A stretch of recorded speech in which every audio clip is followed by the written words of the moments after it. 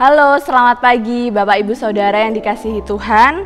Puji Tuhan kita bisa berjumpa kembali di tahun 2021, di tahun yang baru, dalam acara Sarapan GPDI Situbondo.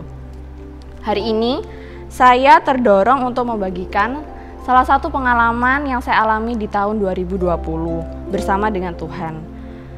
Seperti yang kita tahu, dari gereja kita biasanya setiap tahun kita mendapatkan ayat emas. Nah, tahun lalu saya mendapatkan ayat emas ini. Mungkin Bapak Ibu Saudara masih punya juga di rumah.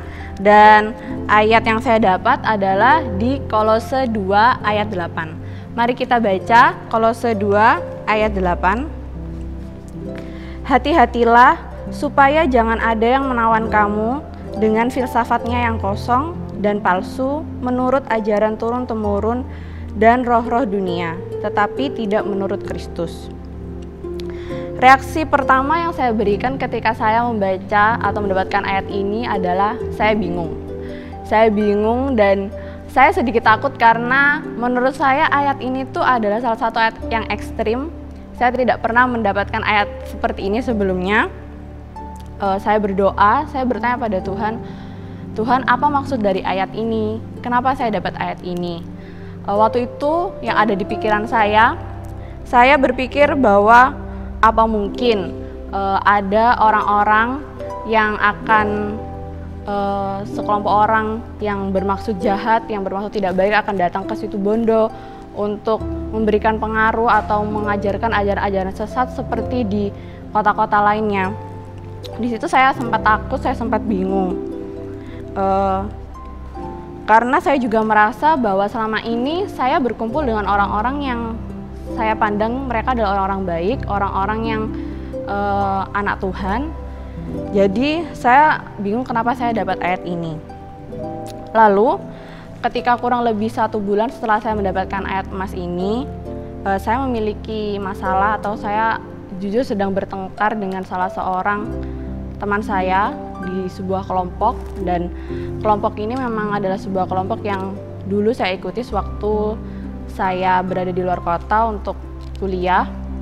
Dan memang waktu saya mengikuti kelompok ini ada beberapa kali sempat timbul dalam hati saya pertanyaan-pertanyaan, loh kok ini seperti ini ya, kok ini tidak sesuai dengan firman Tuhan, apa yang mereka katakan, apa yang mereka ajarkan sewaktu kita bertemu. Jadi ini kelompok seperti suatu kelompok rohani.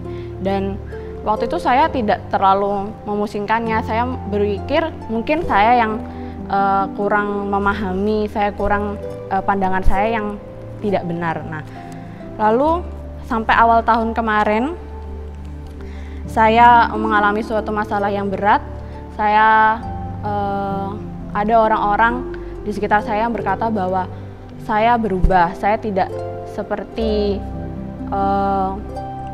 Dinda yang sebelumnya, justru kok berubah jadi orang yang ke arah yang negatif ya, bukan ke arah yang positif. Nah, saat mengalami masalah ini, orang-orang tersebut juga bilang kalau saya berubah semenjak saya bergaul dengan orang-orang di kelompok tersebut.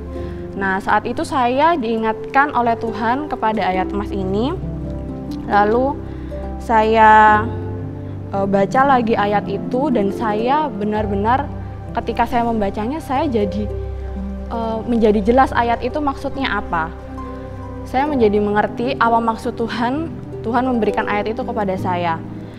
Sepertinya memang ayat inilah yang memberikan peringatan kepada saya supaya saya hati-hati terhadap pergaulan saya, terhadap orang-orang yang menjadi teman saya, terhadap lingkungan seperti apa yang saya tinggali.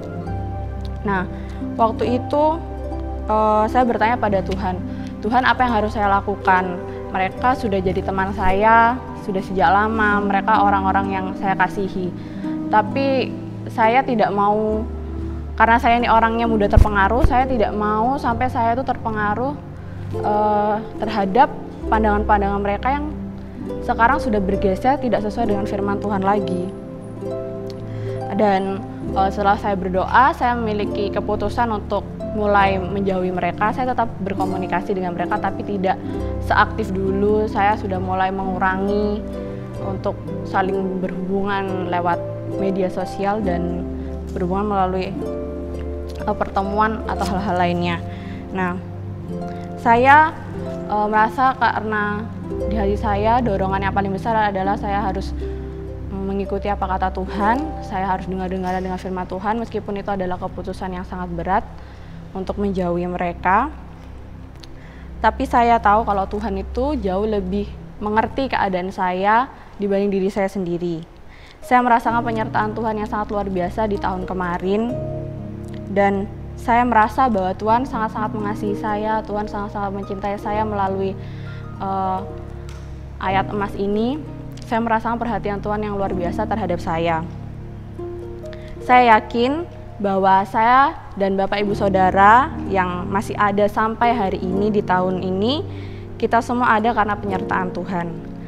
Jangan mau digeser dari pengertian-pengertian yang benar akan firman Tuhan, dan terus ingat bahwa Roh Kudus dan firman Tuhan yang akan terus membimbing kita. Jadi kita perlu juga mencari kelompok atau sharing dengan orang lain, tapi yang pasti setelah kita sharing atau mendengarkan pendapat orang lain, kita harus membawanya kepada Tuhan. Kita harus bertanya apakah itu adalah pendapat yang harus kita terima atau tidak. Jangan ragu dan jangan mau digeser dan terus tanya Tuhan, karena itu adalah salah satu yang harus benar-benar kita lakukan. Mari kita buka satu ayat lagi di Kolose 1 ayat 23.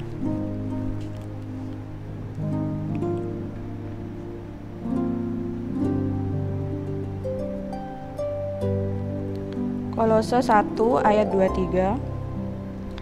Sebab itu kamu harus bertekun dalam iman, tetap teguh dan tidak bergoncang, dan jangan mau digeser dari pengharapan Injil yang telah kamu dengar dan yang telah dikabarkan di seluruh alam di bawah langit, dan yang aku ini, Paulus, telah menjadi pelayannya. Ayat ini adalah salah satu ayat yang disampaikan juga oleh Bapak Gembala pada khotbahnya di hari Minggu tanggal 3 Januari. Ayat ini sangat menguatkan saya, memberikan saya peneguhan bahwa satu hal yang tetap harus menjadi prioritas kita adalah kita harus tanya Tuhan. Kita harus baca firman Tuhan untuk tahu apakah langkah kita selanjutnya, apakah yang harus kita kerjakan, apakah yang orang-orang seperti apakah yang harus menjadi teman kita, orang-orang seperti apakah yang bisa kita dengar nasihatnya. Tuhan Yesus adalah satu-satunya pribadi yang bisa mengasihi kita tanpa syarat. Satu-satunya pribadi yang hanya memprioritaskan kita dan segala sesuatu yang Tuhan kerjakan, yang Tuhan berikan dalam kehidupan kita itu semua adalah yang terbaik untuk diri kita sendiri. Jadi sekian renungan yang bisa saya sampaikan. Selamat tahun baru, selamat menempuh tahun 2021 bersama Tuhan Yesus. Tuhan Yesus memberkati.